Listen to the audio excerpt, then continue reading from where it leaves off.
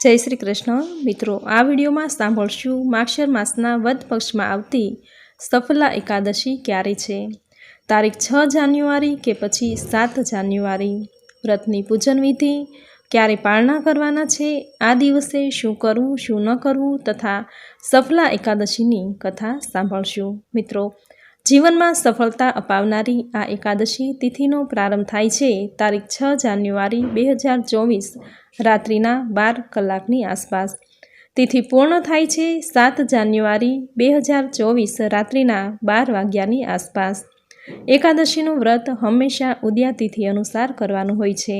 આથી સફલા એકાદશીનું વ્રત કરવાનું રહેશે તારીખ 7 જાન્યુઆરી 2024ના દિવસે તથા વ્રતના પાળના કરવાના રહેશે તારીખ 8 જાન્યુઆરી 2024ના દિવસે સવારે 6 કલાક 30 મિનિટથી લઈને 9 વાગ્યાની આસપાસ. મિત્રો, આ સમય દરમિયાન તમારે પાળના કરી લેવાના રહેશે. પાળના એટલે કે વ્રતની પૂર્ણાહુતિ. વ્રતના બીજા દિવસે દાન પુણ્ય કરીને ભગવાન શ્રી હરિવિષ્ણુની પૂજા કરી હોય તેને પ્રણામ કરીને જળ ગ્રહણ કરવાનું અને અન્ન ગ્રહણ કરવાનું હોય છે. તેને વ્રતના પાળના કહેવામાં આવે છે. આ રીતે પાળના કરવાથી જ એકાદશીનું વ્રત પૂર્ણ થાય છે. મિત્રો, જીવનમાં સફળતા આપનારી એકાદશી એટલે સફલા એકાદશી. ધનુર્માસમાં આવતી આ સફલા એકાદશીનું વ્રત કરવાથી દરેક કાર્યમાં સફળતા મળે છે. અટકેલા કાર્યો સફળતાપૂર્વક પાર પડે છે. મોટા મોટા યજ્ઞ કર્યાથી જે ફળ પ્રાપ્ત નથી થતું તે ફળ આ સફલા એકાદશીના વ્રતના અનુષ્ઠાનથી પ્રાપ્ત થાય છે. મિત્રો, વર્ષની 24 એકાદશી આવે છે. આ દરેક એકાદશીમાં સફલા એકાદશી કલ્યાણ કરનારી છે. આ એકાદશીનું વ્રત કરવાથી રોગ દોષ દૂર થાય છે. દીર્ઘ આયુષ્યનું વરદાન પ્રાપ્ત થાય છે. નિસંતાન દંપતી જો આ વ્રત કરે, આ એકાદશી કરે તો તેને સંતાન પ્રાપ્તિ થાય છે. આ એકાદશીનું વ્રત કરનારે પ્રાતઃકાળે વહેલા ઉઠી સ્નાન કાર્યથી પરવારી વ્રતનો સંકલ્પ લેવો. ભગવાન શ્રી હરિવિષ્ણુ અને માતા લક્ષ્મીની પૂજા અર્ચના કરવી. ભગવાનને ગંગાજળથી સ્નાન કરાવી ચંદનનું તિલક કરી નાડા છડી પંચામૃત સુગંધિત પુષ્પ ઋતુના ફળ ધૂપ દીપ અર્પણ કરી ઓમ નમો નારાયણ આ મંત્રનો 108 વખત જપ કરવો. ભગવાન વિષ્ણુ માતા લક્ષ્મીની આરતી કરવી. દરેક એકાદશીના વ્રતમાં ઉપવાસ કરવો. પુરાણોમાં કહ્યું છે કે દિવસમાં એક વખત ભોજન લઈ એકાદશીનું વ્રત કરનારને એક ભવના પાપ નાશ પામે છે. માત્ર ફળાહાર લઈને આ વ્રત કરનારને અનેક જન્મના પાપ નાશ પામે છે. આથી એકાદશીના વ્રતમાં માત્ર ફળાહાર એ ઉત્તમ ફળદાયી છે. સફલા એકાદશીનું આ વ્રત આલોક અને પરલોકનું સુખ આપનારું છે. એકાદશીના દિવસે બ્રાહ્મણને જો બની શકે તો યથાશક્તિ દાન દક્ષિણા આપવી. દરિદ્ર નારાયણ ભૂખ્યા બાળકોને ભોજન કરાવવું. ગાયને ઘરની બનાવેલી રોટલી લીલો ઘાસચારો ખવડાવો. પક્ષીને દાણાચણ નાખવા. કીડીને કીડિયારું પૂરવું. આમ કરવાથી વિશેષ પુણ્ય ફળની પ્રાપ્તિ થાય છે. તો મિત્રો, આ હતું સફલા એકાદશીનું વ્રત ક્યારે કરવાનું છે, વ્રતની પૂજન વિધિ અને વ્રતનું મહાત્મ્ય. હવે સાંભળશું વ્રતની કથા. બોલો ભગવાન શ્રી હરિ વિષ્ણુની જય. યુધિષ્ઠરે ભગવાન શ્રી કૃષ્ણને પૂછ્યું, હે ભગવાન, માગશર માસના કૃષ્ણ પક્ષમાં જે એકાદશી આવે છે એનું નામ શું છે, એની વિધિ શું છે, આ દિવસે કયા દેવની પૂજા કરવામાં આવે છે તે મને કહો. ભગવાન શ્રી કૃષ્ણે કહ્યું, હે રાજેન્દ્ર, મને તમારી સાથેનું સ્નેહ બંધન છે, તેથી હું તમને કહું છું તે તમે સાંભળો. આ એકાદશીને સફલા એકાદશી કહે છે. આ એકાદશીનું વ્રત કરવાથી ભગવાન નારાયણને જેટલી પ્રસન્નતા થાય છે એટલી જ પ્રસન્નતા મોટી મોટી દક્ષિણાઓ આપવાથી કે મોટા મોટા યજ્ઞો કરવાથી પણ થતી નથી. આ કારણને લીધે માગશર મહિનાના કૃષ્ણ પક્ષમાં આવતી આ સફલા એકાદશી દરેક મનુષ્યે અવશ્ય કરવી જોઈએ. આ સફલા એકાદશીના દેવ ભગવાન નારાયણ છે. અન્ય એકાદશીની વિધિ પ્રમાણે જ આ દિવસે ભગવાન નારાયણનું પૂજન કરવું. પક્ષીઓમાં જેમ ગરુડ, યજ્ઞોમાં જેમ અશ્વમેઘ, નાગોમાં જેમ શેષનાગ, નદીઓમાં જેમ ભાગીરથી, પર્વતોમાં જેમ કૈલાશ, મનુષ્યોમાં જેમ બ્રાહ્મણ અને દેવતાઓમાં જેમ વિષ્ણુ સૌથી શ્રેષ્ઠ છે, એવી જ રીતે બધાય વ્રતોમાં એકાદશીનું વ્રત સૌથી શ્રેષ્ઠ છે. હે રાજન, સફલા એકાદશીનું વ્રત કરીને એ દિવસે મનુષ્યે જુદા જુદા ફળો વડે શ્રીહરિનું પૂજન કરવું જોઈએ. અને એ ફળો વડે પૂજન કરતી વખતે તે ફળોના નામ બોલતા જવું. ફળોમાં નાળિયેર, સોપારી, બીજોરા, મીઠા લીંબુ, દ્રાક્ષ, આમળા, લવિંગ, બોર, મોસંબી, નારંગી, દાડમ, વિશેષ કરીને કેરી વગેરે ફળોથી ભગવાન શ્રી હરિનું પૂજન કરવું. આ ઉપરાંત ધૂપ અને દીવાઓથી ભગવાનની પૂજા અર્ચના કરવી. સફલા એકાદશીની દિવસે વિશેષ કરીને વધારે પ્રમાણમાં દીવાઓ ભગવાન શ્રી હરિને અર્પણ કરવા. સફલા એકાદશીના વ્રત નિમિત્તે ઉપવાસ તથા રાત્રે જાગરણ પણ કરવું. જાગરણ ભક્તોની સાથે તેમજ ધૂન, ભજન, કીર્તન, વાજિંત્રો સહિત કરવું. જાગરણ તુલ્ય પુણ્યદાયી કોઈ યજ્ઞ નથી, કોઈ તીર્થ નથી. તેમજ બધાય વ્રતો પણ એ જાગરણના પુણ્યના 16મા ભાગને પણ પહોંચી શકવા સમર્થ નથી. એકાદશીના વ્રત નિમિત્તે રાત્રે જાગરણ કરવાથી જે ફળ મળે છે તે હજારો વર્ષની તપસ્યા કરવાથી પણ મળતું નથી. હે રાજન, હવે તમે સફલા એકાદશીની કથા સાંભળો. ચંપાવતી નામની નગરીમાં માહિષ્મત નામે રાજા રાજ્ય કરતો હતો. એ રાજાને 5 પુત્રો હતા. તેમાં સૌથી મોટો પુત્ર મહાપ્રતાપી હતો. હંમેશા વૈશ્યાગમન અને પરસ્ત્રી ગમનમાં આસક્ત રહેતો. વળી તે બ્રાહ્મણો, વૈષ્ણવો અને દેવતાઓની હંમેશા નિંદા કર્યા કરતો. શરાબ પીવામાં અને જુગાર રમવામાં જ એ પોતાના પિતાના ધનનો ઉપયોગ કરતો. પોતાના પુત્રના આવા પાપ કર્મો જોઈને રાજા માહિષ્મતે એનું નામ લુંપક રાખ્યું. પિતાએ, ભાઈઓએ તેમજ સગા સંબંધીઓએ એને ઘણો સમજાવ્યો, છતાં એણે પાપ કર્મો ન છોડ્યા. ત્યારે નાના ભાઈઓએ અને પિતાએ એને રાજ્યની બહાર કાઢી મૂક્યો. તે વનમાં ચાલ્યો ગયો. તે જનાવરોને મારીને પોતાનું પોષણ કરતો. દિવસ દરમિયાન તે વનમાં રહેતો અને રાત્રે પોતાના પિતાના નગરમાં આવીને ચોરીઓ કરતો. આમ એણે ઘણી ચોરીઓ કરી. એક રાત્રે એ જ્યારે નગરમાં ચોરી કરવા આવ્યો ત્યારે રાત્રે પહેરો ભરતા સિપાહીઓએ એને પકડી લીધો. પરંતુ જ્યારે એણે કહ્યું કે પોતે માહિષ્મત રાજાનો પુત્ર છે, ત્યારે સિપાહીઓએ એને છોડી દીધો. ત્યાર પછી એ વનમાં જ રહેવા લાગ્યો અને માંસ તેમજ ફળ, ફૂલ અને પાંદડા ખાઈને પોતાનું ગુજરાન કરવા લાગ્યો. એ વનમાં એક ઘણા જ વર્ષો જૂનું પીપળાનું વૃક્ષ હતું. એને એ પીપળાની પવિત્રતાની ખબર ન હતી.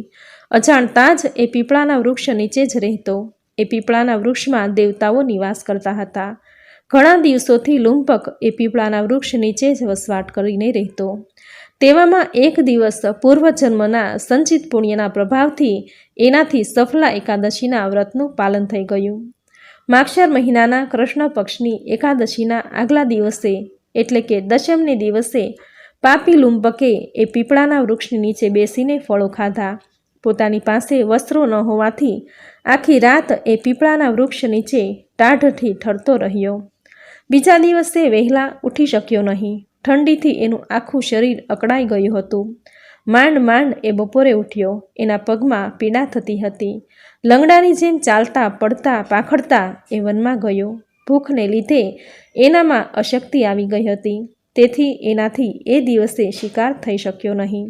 એટલે એણે ફળો લેવાનો વિચાર કર્યો. પરંતુ કાચા ફળો પણ ડાળીઓ સાથે વળગેલા હોય સહેલાઈથી પડતા ન હતા. જે પાકા પાકા ફળો હતા તે જ પડતા હતા. આમ કરતાં કરતાં પાછા પીપળાના સ્થળે આવતા તો સૂર્યાસ્ત થઈ ગયો. ભોજનનો સમય તો ક્યારનોય પસાર થઈ ગયો હોવાથી હવે તો એની ભૂખ પણ મરી ગઈ હતી. આથી એણે ફળો ન ખાવાની ઈચ્છા થઈ. એથી જે પાકા પાકા ફળો લાવ્યા હતા તે બધા જ પીપળાના વડની પાસે મૂક્યા અને બોલ્યો કે હે ભગવાન નારાયણ, આ ફળો તમને સમર્પું છું. આપ સંતુષ્ટ થાઓ. આખી રાત એ પીપળાના વૃક્ષ નીચે બેસી રહ્યો. શિયાળાની ઋતુ હોવાથી તેમજ પોતાની પાસે વસ્ત્રો ન હોવાથી આખી રાત એ સૂઈ શક્યો નહીં. વધુ પડતી ઠંડી હોવાથી તેમજ પોતાની પાસે ઓઢવાનું કંઈ ન હોવાથી એ ઠંડીનો સામનો કરી શક્યો નહીં. પરિણામે એને આરામ પણ મળ્યો નહીં. એથી એ મનોમન ભગવાન નારાયણનું સ્મરણ કરવા લાગ્યો.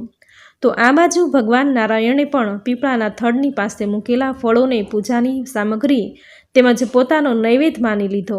સમય વીતી જવાથી ભોજન ઉપર લુંપકને અરુચિ થવાથી ભગવાન નારાયણે એને ઉપવાસ માની લીધો. રાત્રે ઠંડીને લીધે ઊંઘ ન આવવાથી ભગવાન નારાયણે પોતાને માટે જ કરાયેલું જાગરણ માની લીધું. તેમજ ઠંડીથી પીડાતા આરામ ન મળતા લુંપક જે મનોમન ભગવાન નારાયણનું સ્મરણ કર્યું હતું એને પણ ભગવાન નારાયણે પોતાની સ્તુતિ માની લીધી. આમ લુંપકથી અનાયાસે જ સફલા એકાદશીનું વ્રત, ઉપવાસ, પાકા ફળોથી ભગવાનનું પૂજન, ફળોનો નૈવેદ્ય, જાગરણ તેમજ સ્તુતિ થઈ ગઈ અને ભગવાન નારાયણે એને એકાદશીનું ફળ પણ આપી દીધું. સૂર્યાસ્ત થતાં જ એક તેજસ્વી ઘોડો લુંપકની પાસે આવીને ઊભો રહ્યો. એ ઘોડા ઉપર સારા સારા વસ્ત્રો અને કિંમતી ઘરેણાં હતા. એ જ વખતે આકાશવાણી થઈ કે હે રાજકુમાર, સફલા નામની ફળદાયી એકાદશીના પુણ્યના પ્રભાવથી તને રાજ્ય અને પુત્ર પ્રાપ્ત થશે. ઘોડા ઉપર આવેલા વસ્ત્રો અને ઘરેણાં પહેરી ઘોડા ઉપર સવાર થઈ એ પોતાના મહેલમાં ગયો. પોતાના પિતાને નમસ્કાર કર્યા તેમજ એમના ચરણને સ્પર્શ કર્યો. પોતાના પુત્રમાં ભક્તિભાવનો સંચાર થયેલો જોઈ માહિષ્મત રાજાએ એને રાજ્ય સોંપ્યું. લુંપક રાજાએ સફલા એકાદશીનું વ્રત તેમજ ભક્તિભાવ સહિત ઘણા વર્ષો સુધી રાજ્ય કર્યું. ભગવાન નારાયણની કૃપાથી એને ઉત્તમ ચારિત્રવાન પત્ની મળી. સમય જતાં એને મનોજ્ઞ નામનો પુત્ર પ્રાપ્ત થયો. પોતે જ્યારે વૃદ્ધ થયો ત્યારે પોતાના પુત્રને રાજ્ય સોંપીને એ વનમાં ગયો અને ભગવાન નારાયણની આરાધના કરવા લાગ્યો. છેવટે મૃત્યુ પછી એને વિષ્ણુ લોકની પ્રાપ્તિ થઈ. ભગવાન શ્રી કૃષ્ણે કહ્યું, હે રાજન, આ રીતે જે મનુષ્યો સફલા એકાદશીનું વ્રત કરે છે એ સંસારના બધા જ સુખો ભોગવે છે અને મૃત્યુ પછી મોક્ષને મેળવે છે. આ સફલા એકાદશીના મહાત્મ્યનો પાઠ કરવાથી, તેનું શ્રવણ કરવાથી અને તે એકાદશીનું વ્રત કરવાથી પણ હર કોઈ મનુષ્ય રાજસૂય યજ્ઞનું ફળ મેળવે છે. આ પ્રમાણે માક્ષર માસની વદ પક્ષની સફલા એકાદશી વ્રત કથા સંપૂર્ણ. બોલો ભગવાન શ્રી હરિ વિષ્ણુની જય. મિત્રો, આપણા શાસ્ત્રોમાં કહ્યું છે કે એકાદશીનું વ્રત કરવાથી હજારો યજ્ઞ કર્યાનું પુણ્યફળ પ્રાપ્ત થશે. ઘરમાં સુખ, સમૃદ્ધિ, વૈભવ, કીર્તિ, ઐશ્વર્યની પ્રાપ્તિ થશે. વિષ્ણુનું પૂજન કરવું એ માતા લક્ષ્મીને અત્યંત પ્રિય છે. આથી એકાદશીના દિવસે જેના ઘરમાં ભગવાન શ્રી હરિ વિષ્ણુની પૂજા થતી હોય તે ઘરમાં માતા લક્ષ્મી પ્રવેશ કરી ત્યાં સ્થાયી નિવાસ કરે છે. આથી દર એકાદશીના દિવસે ઉપવાસ કરવો, પ્રભુ શ્રી હરિ વિષ્ણુ સાથે માતા લક્ષ્મીની પૂજા કરવી. જેને એકાદશીનું વ્રત કરવું છે પરંતુ વ્રત કરી શકવા સમર્થ નથી તો તેમણે આહાર, વિહાર અને મનથી એકાદશી કરી શકાય છે. જો ઉપવાસ ન કરી શકે તો એકાદશીના દિવસે સાત્વિક ભોજન લેવું, તામસી પદાર્થ ન ખાવા, પ્રભુનું ભજન, કીર્તન, નામ સ્મરણ કરવું, જૂઠું બોલવું, કોઈની નિંદા કરવી, કુથલી કરવી આદિ કાર્યો ન કરવા, શ્રીમદ ભાગવદ્ ગીતાના પાઠ કરવા. જે વ્રત કર્યા જેટલું જ પુણ્યફળ પ્રાપ્ત થશે. દર મહિને 2 એકાદશી આવે છે. વર્ષની કુલ 24 એકાદશી, અધિક માસની 2 એકાદશી, એમ કુલ મળીને 26 એકાદશી થાય છે. આ દરેક એકાદશી અધિક પુણ્ય ફળ આપનારી, મોક્ષ દેનારી છે. એકાદશીના દિવસે તુલસીને જળ અર્પણ કરવું, સંધ્યા સમયે તુલસી ક્યારે ઘીનો દીવો કરવો. ભગવાન વિષ્ણુ પીળા પિત્તાંબરધારી કહેવાયા. આથી આ દિવસે ભગવાન શ્રી હરિ વિષ્ણુને પીળા પુષ્પ, પીળા ફળ તેમજ પીળા રંગની મીઠાઈ અર્પણ કરવી. બ્રાહ્મણોને દાન દક્ષિણા આપવી, કાચું સીધું અર્પણ કરવું, દરિદ્ર નારાયણને જરૂરી ચીજ વસ્તુ અર્પણ કરવી. બ્રાહ્મણોને દાન દક્ષિણા આપવી, કાચું સીધું અર્પણ કરવું, દરિદ્ર નારાયણને જરૂરી ચીજ વસ્તુ આપવી, તુલસીની માળા ચડાવવી. આ દરેક કાર્ય એકાદશીના દિવસે કરવા અતિ પુણ્ય ફળ આપનારા છે. આથી દર મહિને સુદ અને વદ એમ બંને પક્ષમાં આવતી એકાદશીનું વ્રત દરેકે જરૂર કરવું. તેમાં એ માક્ષર મહિનાના વદ પક્ષમાં જે સફલા એકાદશી આવે છે, આ એકાદશી દરેક કાર્યોમાં સફળતા આપનારી છે. આ એકાદશીનું વ્રત જે કરે છે તેનો જન્મારો સફળ થઈ જાય છે. તો મિત્રો, આ હતું સફલા એકાદશી ક્યારે કરવાની છે, વ્રતની પૂજન વિધિ, મહાત્મ્ય અને કથા વાર્તા જે તમે પૂરી શ્રદ્ધાથી અંત સુધી સાંભળી, જે સાંભળવી તમને જરૂર ગમી હશે. તો વિડીયોને લાઇક કરી કોમેન્ટમાં જય શ્રી હરિ વિષ્ણુ, જય માતા લક્ષ્મી જરૂર લખજો. ચેનલ પર જો નવા છો તો ચેનલ સબસ્ક્રાઈબ કરી બાજુમાં બેલ આઇકન પ્રેસ કરી દેજો, જેથી આપણા આવતા દરેક નવા વિડીયોની નોટિફિકેશન તમને મળતી રહે. તો ફરી મળીશું આવી જ નવી ધાર્મિક માહિતી, નવી ધાર્મિક કથા સાથે. ત્યાં સુધી આપ સૌને મારા જય શ્રી કૃષ્ણ.